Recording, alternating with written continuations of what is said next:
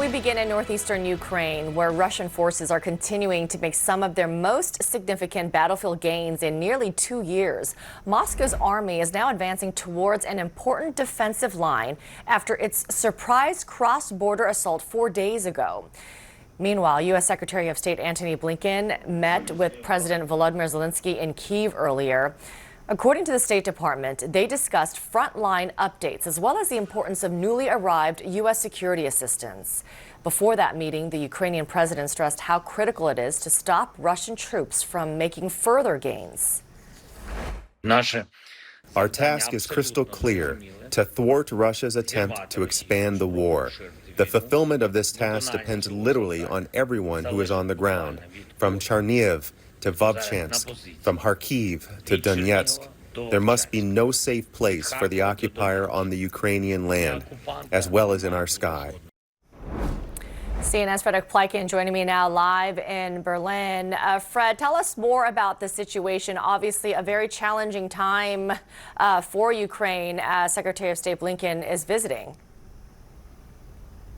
Yeah, it certainly is. The Ukraine is definitely having a lot of problems, especially in the northeast of the country, where you do have basically that new front that the Russians opened up, where they're doing some of those cross-border attacks coming from the southwest of Russia into the northeast of Ukraine. That's basically that axis, which has Belgorod, a highly militarized city on the Russian side of the border on the one side, and then Kharkiv in Ukraine, the second largest city of that country, on the other side. And the Russians have apparently taken some villages there on the front lines and are continuing to press. And the big issues that the Ukrainians have down there is that, first of all, they don't have enough people to really hold the front lines. They say they are doing their best. They're redeploying some units.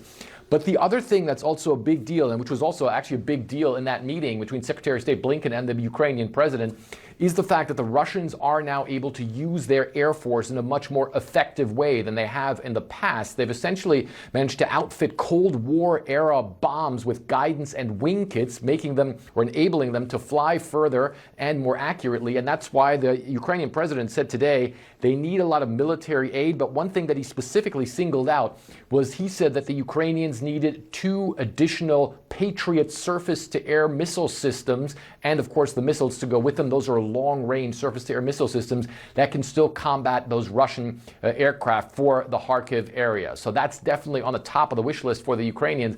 And I think for the U.S., the big thing right now is showing that they are back in the game as far as supporting Ukraine. Secretary of State saying he understands that there's been a bottleneck for the Ukrainians in U.S. military aid, with that being held up for so long. But he also said that some of the newly approved aid is now already inside Ukraine, and he also said a lot more is on the way, Amra. So in terms of the new aid, what does that mean in terms of timing and bolstering the troops there on the ground on the Ukrainian side?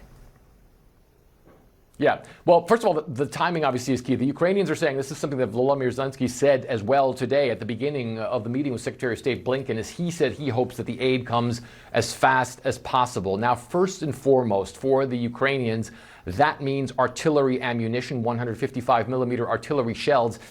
Those are one of those ammunitions and weapons with which they could do a lot to hold up the Russians, and where they simply haven't had enough ammunition to go around. I've been on the front lines. We've been reporting about this for about half a year, where the Ukrainians are seeing the Russians advance, but they can't essentially fire back enough to hold them up because they simply don't have the ammo to do that.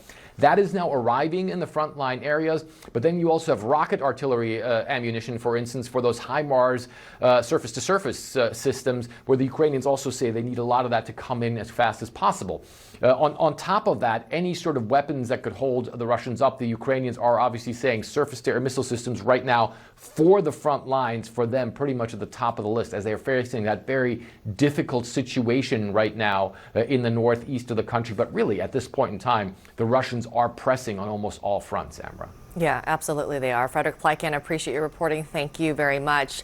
Retired U.S. Air Force Colonel and CNN military analyst Cedric Leighton is joining me now for more analysis. Hi there, Colonel. So tell us more about Russia's military gains, particularly in Kharkiv, and why this is significant. Yeah, good morning, Amra. There are a lot of aspects to this that are very significant. First of all, it's, as Fred was mentioning, this is kind of the first breakout of the Russians in over 2 years. And what it really means is that they're moving toward the second largest city of Kharkiv, has a population of about 1.5 million. And if Kharkiv were to fall, that would be a significant blow to the Ukrainians. So the Ukrainians are worried that that could happen. But more importantly, they are worried that Kharkiv would become uninhabitable. In essence, that it would be kind of like Aleppo in Syria when the Russians supported Bashar al-Assad and his regime and kept the terrorist forces they were fighting in that particular area. So it was it's a very difficult thing for the Ukrainians to deal with. But the main problem is that the U.S. aid has not arrived in time to prevent this type of advance by the Russian forces. It's very clear that the Russians are moving on that axis of attack. Plus, they're also planning attacks in other parts of the country along other parts of the front. So you are connecting directly the delay in aid to Russia's gains on the battlefield. Absolutely. There's no question about it. The delay in aid was frankly an inexcusable pause in the ability of the Ukrainians to fend off Russian advances. And right now, what it means is that the Ukrainians are on the back foot. They need to have the advanced systems, such as the HIMARS system, as Fred mentioned, that would be able to, in essence, penetrate the Russian air defenses. Fred also mentioned something interesting about the Russian use of air power in these advances. Both sides have been limited in their use of air power up until now. But the fact is that the Russians have been able to exploit the air defense weaknesses in Ukraine. And because of that, they are able to advance because they have air cover. And it's a testament to the need for advanced weapon systems to prevent that from happening. That becomes really the imperative for the Ukrainians, for them to hold the territory that they need to hold in order to keep their sovereignty. Do you see this as part of Russia's planned spring offensive? And if that is underway, how confident are you that the aid will get there to Ukraine in time to thwart any more advances? Well, the Russians have certain advantages at the moment, but their logistics system is not 100% effective. It has certainly gotten better when you compare what's going on now with what happened in March of 2022, right after the Russian attempt to take Kharkiv, to take Kyiv. That was something where the Russians showed significant logistical weaknesses. They have improved, but they are not basically 10 foot tall. The other part of this is, Amara, that the Russians are moving in various directions. They're affecting areas around Chasiv Yar, potentially around Sumy. The Ukrainian intelligence forces believe that Sumy may be next in terms of the Russians' area of concentration.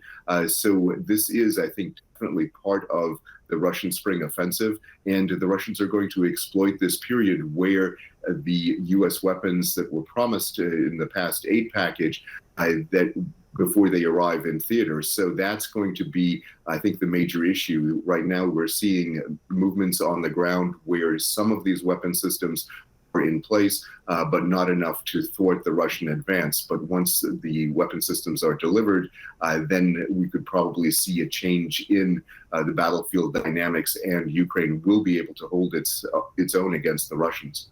And Colonel, I'd imagine it's not common practice for leaders to do this reshuffling of their defense ministers in the middle of a war. But what you have is Vladimir Putin now replacing his defense minister, Sergei Shoigu, with Andrei Belousov.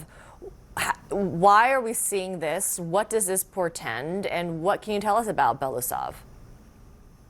Yeah, Belousov is a very interesting character. He's an economist by training and by portfolio. He was the second deputy prime minister up until being appointed Minister of Defense.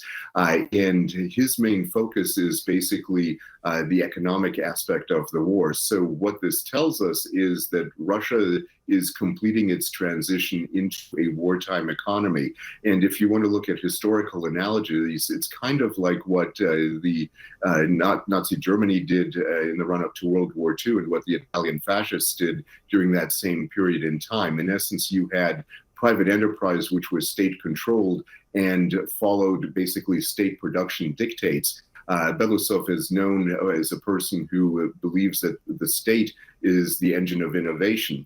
Now, most people in the West would say that's not quite economic orthodoxy and not something that in our practice has actually worked. We look at the private sector as being the innovative force, but in the Russian system under Belousov, the basic idea is going to be that innovation will come through the dictates of the state. Whether or not that works, of course, remains to be seen. I'm certainly skeptical that it will, and in the long run, I think Russia is going to be taxed in a way that they won't be able to maintain the kind of pace that they're looking at right now. But at the moment, they've certainly geared up their industrial base. They've certainly geared up their production facilities in order to produce for this war.